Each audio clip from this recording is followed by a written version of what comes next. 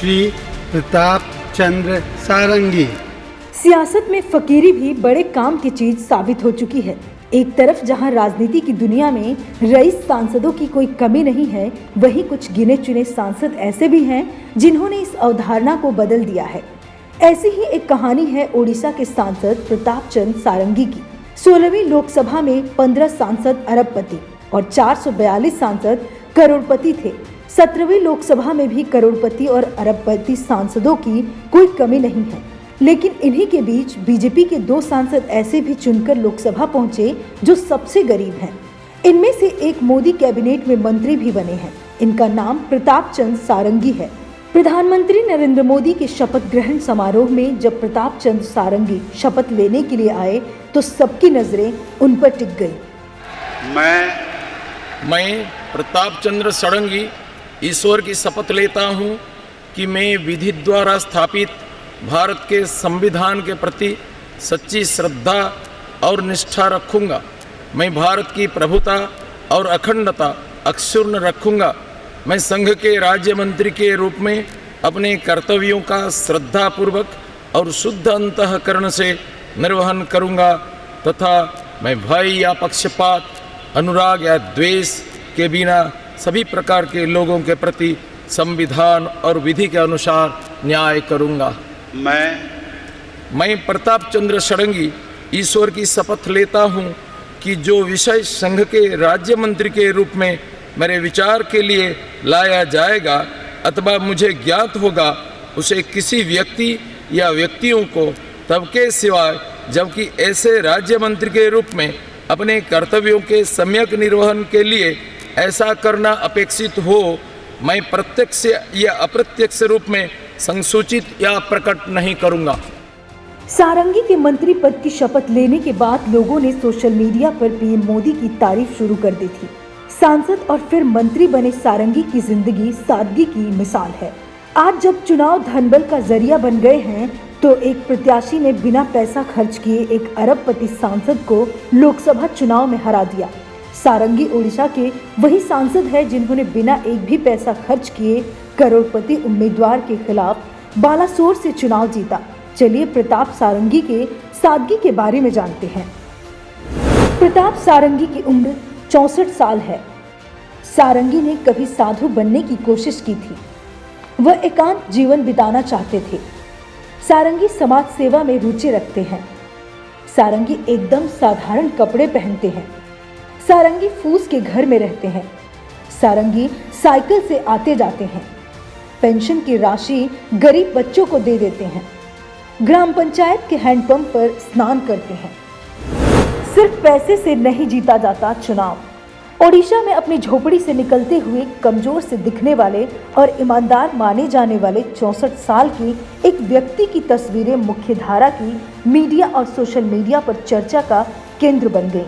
ये तस्वीर किसी और की नहीं बल्कि प्रताप चंद्र सारंगी की थी, जिनके बारे में कहा जाता है कि वे आज भी कहीं आने जाने के लिए निजी वाहन का नहीं बल्कि पब्लिक ट्रांसपोर्ट का प्रयोग करते हैं। बहुत से लोग राजनीति में इसलिए नहीं आना चाहते क्योंकि उन्हें लगता है कि पैसों से ही चुनाव लड़ा और जीता जाता है। सारंगी की गरीबी और ईमानदारी ने इस धारणा को बदलने का काम किया है। प्रताप सारंगी ने उस दौर में चुनाव जीतकर कीर्तिमान बनाया जब राजनीति में पैसे का जोर सिर चढ़कर बोल रहा है। आज के दौर में जब राजनीति करोड़ों खर्च कर अरबों कमाने का जरिया बन चुकी है, प्रताप सारंगी कई दशकों से सादगी की प्रतिमूर्ति बने हुए हैं। भगवा झंडा थामकर प्रताप चंद्र सारंगी 2 बार ओडिशा विधानसभा पहुंच चुके हैं, लेकिन अपना बड़ा सा मकान या गाड़ी या पुलिस फोर्स जैसे तामझाम से वे बहुत दूर रहते हैं। सारंगी का कहना है कि मेरा जीवन बचपन से ही ऐसा है। अब जब मैं सांसद और मंत्री बन गया हूँ तो भी कुछ बदलने वाला नहीं है। मैं लोगों के लिए जीवित हूँ और मैं अपने इस सिद्धांत पर जीवन भर कायम रहने वाला हूँ। प्रताप सारंगी की राजनीति और उनके विचारों से सहमत लोगों की भी कमी नहीं है। सारंगी के 8 अप्रैल 2019 के शपथ पत्र के अनुसार उनके खिलाफ 7 आपराधिक मामले दर्ज हैं, जिनमें गैरकानूनी तरीके से इकट्ठा होना और दंगा, धार्मिक भावनाएं भड़काने के मामले शामिल हैं। हालांकि शपथ पत्र के मुताबिक उन्हें किसी भी मामले में दोषी नहीं ठहराया गया है। सभी दोष बेबुनियाद हैं। प्रताप सारंगी हमेशा संघ से जुड़े रहे और समाज की सेवा करते रहे। आरएसएस से जुड़े हैं सारंगी। प्रताप सारंगी लंबे समय तक आरएसएस से जुड़े रहे हैं। बालासोर संसदीय सीट से बीजेपी प्रत्याशी को मात दी। रविंद्र कुमार जेना को 12,956 मतों से हराया। पूरा देश उनकी सादगी का दीवाना बन गया है। प्रताप चंद्र सारंगी लगातार समाज सेवा में लगे रहते हैं। सारंगी को ओडिशा का मोदी भी कहा जाता है। 2 बार ओडिशा विधानसभा के लिए चुने जा चुके हैं। कृषि शिक्षा पर ध्यान देना, टूरिज्म को बढ़ावा देने और बेरोजगारी की समस्या से निपटना सारंगी का प्राथमिक एजेंडा है। अपने संसदीय क्षेत्र के बारे में सारंगी का मानना है कि बालासोर में पीने के पानी की गंभीर समस्या है। वह इसके लिए भरसक प्रयास करेंगे। साथ ही बालासोर को भारत के टूरिज्म मैप में प्राथमिकता दिलाना भी सांसद का उद्देश्य है। सारंगी ने अपने चुनाव का प्रचार किराए के ऑटो में किया। बालासोर में मुकाबला त्रिकोणीय था, लेकिन किसी ने सारंगी की जीत के विचार को गंभीरता से नहीं लिया था।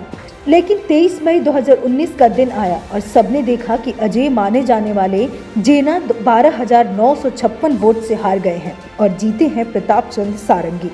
ये सारंगी की सादगी की जीत थी, उस ईमानदारी की जीत जिसका लोहा विरोधी भी मानते हैं। अरबपति उम्मीदवार को हराया। सारंगी की अपने इलाके में अच्छी पकड़ है। सारंगी 542 सांसदों में सबसे गरीब सांसद हैं। उनके पास मोबाइल फोन तक नहीं है। सारंगी अरबपति उम्मीदवार को हराकर विजेता बने हैं। सारंगी नीलगिरी विधानसभा सीट से विधायक रह चुके हैं।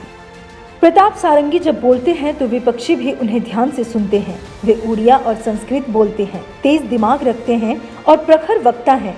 मोदी लहर और अपनी सादगी से उन्होंने जनता का मन मोह लिया है। सत्ता और सादगी में कोई विरोधाभास नहीं है। कई राजाओं ने, कई शासकों ने इसे अच्छी तरह से निभाया है, क्योंकि प्रजा का कल्याण ही शासक का धर्म होता है। शासक को अपनी जनता के हिसाब से भी चलना चाहिए। हाँ, कुछ मूलभूत सुविधा के लिए सत्ता में बैठे लोगों को कुछ अधिक मिलता है, लेकिन प्रताप सारंगी का मानना है कि भगवान की यही इच्छा है कि मनुष्य सरल बने। शासक या नेता जो भी हो, वह पहले मनुष्य है, आदमी है। आदमी को तो आदमी की तरह ही व्यवहार करना चाहिए। सादगी से जीवन जीने में कोई कठिनाई नहीं है, यह सहज प्रवृत्ति है। सर्वे भवन्तु सुखिनः सर्वे सन्तु निरामया, इसका प्रतिफलन सबका साथ सबका विकास में हुआ है। 4, ये ईश्वर सर्वभूतानां हृदयेश्वर जिन तिष्ठति, भगवद गीता का ये वाणी का ये राजनीति में रूपांतरित होता है। नरेंद्र मोदी को इसका क्रेडिट देना चाहिए। 4, मैंने देखा, मैंने सुना 1971 वार में वो श्रीमती इंदिरा गांधी को प्रशंसा करते हुए हमारे अटल बिहारी वाजपेयी ने कुछ शब्दों को बाकी नहीं रखा था। 4, अपोजिशन का भी ये रोल होता है, कुछ अच्छा चीजों को तो प्रशंसा करना चाहिए। उनको देवी दुर्गा बताया। 4, नरेंद्र मोदी का ये कर्तव्य को प्रशंसा करने में इतना हिचकिचाहट क्यों? 4, ईशावास्यमिदं सर्वम यत्किंचन जगत्याम जगत उपनिषदों ने बताया है। सर, इसको तो हमको प्रशंसा करना चाहिए। उड़िया में कहते हैं जगन्नाथ दास भागवत में, सकल घटे नारायण बसंती अनादि कारण। 4, जो प्रधानमंत्री ने 2014 में किया था और तब भी उन्होंने कहा था कि मैं 5 साल में हिसाब देने आऊंगा। सर, 5 साल नहीं, ये भारत की राजनीति का पहला घटना है, इतिहास में अनप्रेसिडेंटेड। प्रधानमंत्री हर साल देश का भिन्न भिन्न भागों में जाकर के उनका अकाउंटेबिलिटी को प्रमाणित किया है। ऐसा कभी किया था कांग्रेस के प्रधानमंत्री ने, बाकी कोई प्रधानमंत्री ने? 4, जनता का सेवक बताया और सेवक मालिक को हिसाब देगा। इसको पूर्णतः अक्षर से पालन किया है नरेंद्र मोदी। सारंगी अपने भाषणों में ज्यादातर शब्द संस्कृत के इस्तेमाल करते हैं। उन्होंने रामायण में राम कैकेयी संवाद का उल्लेख करते हुए कहा कि कैकेयी ने राम को वनवास भेजा तो उन्हें पूरे देश ने जाना और नायक माना। ठीक इसी तरह कांग्रेस के हम आभारी हैं। इस दौरान सदन में प्रधानमंत्री नरेंद्र मोदी, गृह मंत्री अमित शाह भी मौजूद थे। दोनों को भी सारंगी के भाषण के दौरान कई बार मुस्कुराते हुए देखा गया। सारंगी ने आपातकाल का भी उल्लेख किया और कांग्रेस पर संविधान का अपमान करने और लोकतंत्र की हत्या करने का आरोप लगाया। उन्होंने सिख विरोधी दंगों के लिए भी विपक्षी दल को आड़े हाथों लिया। सर, आपने हमारा बहुत सारा उपकार किया है। सर, भगवान की इस ड्रामा में अगर हीरो होगा तो विलेन भी चाहिए, विलेन नहीं होगा तो हीरो का महिमा कैसे प्रकट होगा? सर, भगवान श्री राम ने जब जंगल को गया, वनवास के उपरांत वो वापिस आया और माँ कैकेयी के पास गया, प्रणाम किया। माँ कैकेयी ने पश्चाताप पूर्वक बताया, अरे राम तू मुझे माँ कहकर पुकारता है? कहले क्यों माँ, मैं तो कौशल्या माता के पास बाद में जाऊंगा, पहले तो आपको आया। कहले माँ डाक 14 साल तक मैंने सुना नहीं। कहले क्यों, भरत माँ नहीं देखती? नहीं भरत माँ पुकारती नहीं। पूछे भरत क्यों? अरे भरत तो मुझे राक्षसी वागुनी नागुनी बोलता है। कहले भरत ये क्या है, माता जी को अपमान। कहले देखो भाई, नागुनी वागुनी राक्षसी वो बाकी लोगों को खा जाते हैं, लेकिन अपना बेटा को नहीं खाते हैं। तो पति को भी खा गया, बेटा को भी। तो ऐसा बकवास मत करो, माफी मांगो। भरत ने माँ का चरण पकड़ लिया और कैकेयी माता आलिंगन कर लिया, आनंदाश्रु आ गए। देखो भरत 14 साल तुमने माता को प्रताड़ित किया, लेकिन मातृत्व की कैसा वात्सल्य निर्जरणी भती है, देखो तुमको गदगद होकर के आलिंगन कर लिया, माफी मांगो। फिर राम ने पुकारा, पूछा माँ मेरे को क्यों माता बोलने का अधिकार नहीं? आप बोलते नहीं तुम्हारा तो अधिकार है राम, किंतु कैकेयी का नहीं है। बोले क्यों? बोले मैंने तुमको कितना कष्ट दिया? उन्होंने बोला नहीं माता, तुम तो ईश्वर प्रेरित हो, तुमने अगर मेरे को प्रताड़ित नहीं करते, वन में नहीं भेजते, तो राम को कौन जान सकता था? राम तो अयोध्या की छोटा सा राज्य में राजा होकर मर जाता, लेकिन आज दिगंत विस्तारी, हिमालय से कुमारिका तक, अटक से कटक तक, सौराष्ट्र से गंगा सागर तक, सिंधु से ब्रह्मपुत्र तक राम का जो महिमा मर्यादा पुरुषोत्तम रूप में फैला है, ये माँ तुम्हारी कृपा से हुई। इसलिए सारंगी की ये सादगी आज उन्हें दूसरे सांसदों से अलग बनाती है। कोई उन्हें फकीर कहता है तो कोई उन्हें ओडिशा का मोदी कहता है। Bureau report, parliamentary business.